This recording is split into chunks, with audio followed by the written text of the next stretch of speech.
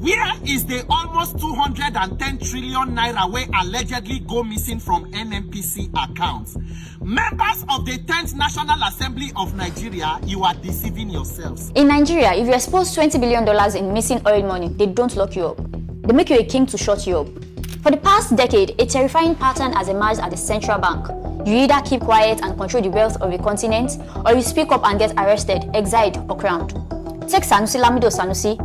He exposed a $20 billion black hole, got fired by the president, and was immediately crowned as a powerful king.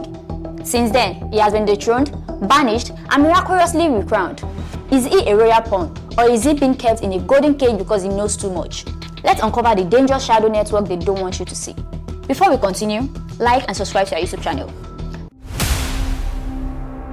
Una dey investigate alleged stealing and criminality in an agency, yet the president on his own unilaterally don write off the debt of that same agency, about $1.4 billion and more than 5-something trillion naira from the same agency that is under investigation by the parliament of the country. Our story begins in September 2013 when Sanusi Lamido Sanusi, the outspoken governor of the Central Bank of Nigeria, stumbled upon a discrepancy that would shake the nation. A prince of the Kano Emirate and a man known for challenging powerful interests, Sanusi sent a confidential letter to President Goodluck Jonathan alleging that of the $67 billion earned from crude oil exports between January 2012 and July 2013, only $17 billion had reached government accounts. The obvious question was, where had the remaining $49.8 billion gone? The letter was leaked to the press, triggering a political firestorm. The NNPC denied any wrongdoing, insisting the funds had been spent on operational costs, subsidies, and other legitimate expenses. But after reviews and reconciliations, billions of dollars still remained unaccounted for. As the controversy intensified, the Senate ordered a forensic audit. Financial markets reacted nervously, the naira weakened, and investors began questioning the transparency of Nigeria's oil revenues. What started as a confidential memo had become a national scandal. To some, Sanusi had uncovered one of the biggest financial mysteries in Nigeria's history.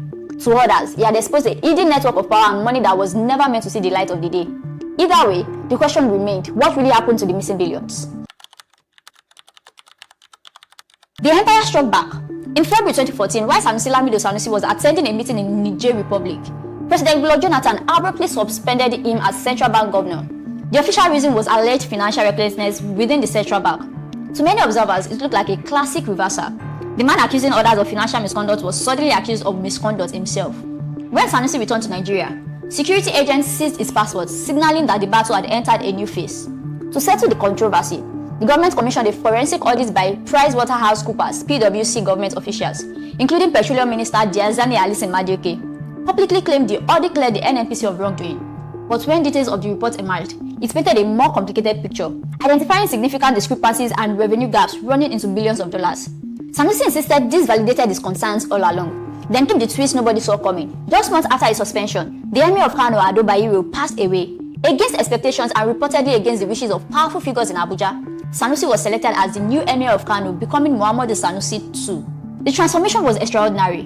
One moment he was a suspended banker under political pressure. The next, he occupied one of Nigeria's most influential traditional thrones. Was the appointment a shield designed to protect him from political persecution? Or was it a way to move a troublesome whistleblower into a role bound by centuries of tradition and protocol? Depending on who tells the story, Sanusi was either rescued by the establishment or quietly silenced by it. For a while, the crown seemed to work, but Sanusi's voice was too loud to be contained by palace walls. As Emir, he openly criticized corruption, poverty, and poor governance, earning powerful enemies along the way, particularly Kano State Governor Abdullahi Ganduje. When Ganduje became embroiled in a bribery scandal, Sanusi's criticism of the political class only intensified. The response came in 2020. Ganduje accused the Emir of insubordination, removed him from the throne, and sent security forces to escort him from the palace. Stripped of his title and exiled to Nasarawa State under an old law, Sanusi appeared politically finished. The message seemed clear. The crown had been given and now it was being taken away. But the story refused to end.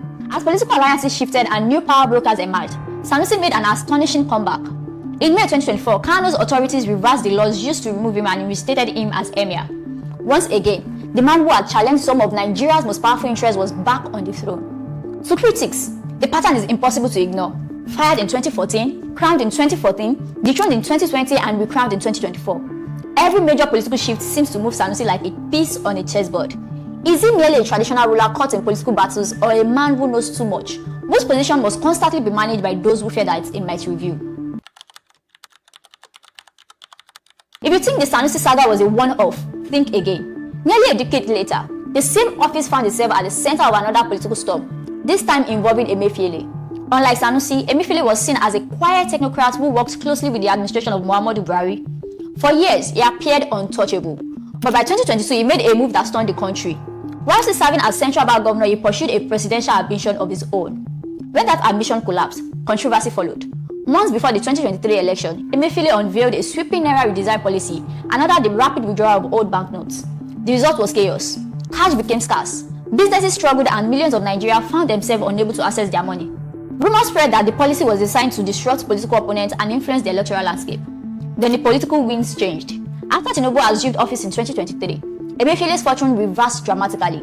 Within weeks, he was suspended, arrested by the Department of State Services, and hit with a series of allegations ranging from procurement irregularities to financial misconduct. The man who once controlled the nation's monetary system suddenly found himself fighting for his freedom. To observers, the pattern is difficult to ignore. Two central bank governors, two men who rose to extraordinary power, two spectacular falls. Is it merely a coincidence that those who sit in Nigeria's most powerful financial office eventually collude with the political establishment? Or does the central bank hold secrets so dangerous that anyone who reaches too far eventually becomes a target? In conclusion, do you see the pattern now? The governor of the Central Bank of Nigeria is not an economic post. It is a politically lethal throne. It is the vault where the secrets of Africa's largest economy are kept. If you sit in that chair, you are exposed to a dark reality. Sanusi Lamido Sanusi looked at the books, saw $20 billion missing, spoke the truth, and was dragged into a decade-long whirlwind of firing, crowning, banishment, and resurrection. Godwin Emefiele tried to use the power of that same vote to manipulate an election and grab the presidency, and he ended up in handcuffs and a courtroom cage. The missing $20 billion from 2014 was never found. It was absorbed into the shadow system that funds elections, buys mansion in London, and keeps the political elite in power. Sanusi knows the names, Emefiele knows the accounts, and that is why one is fighting for his freedom in a courtroom while the other is sitting on a royal throne in Kano. Was Sanusi made a king to protect him or to shut him up? And will Nigeria ever find the missing $20 billion? Let me know your thoughts in the comment below.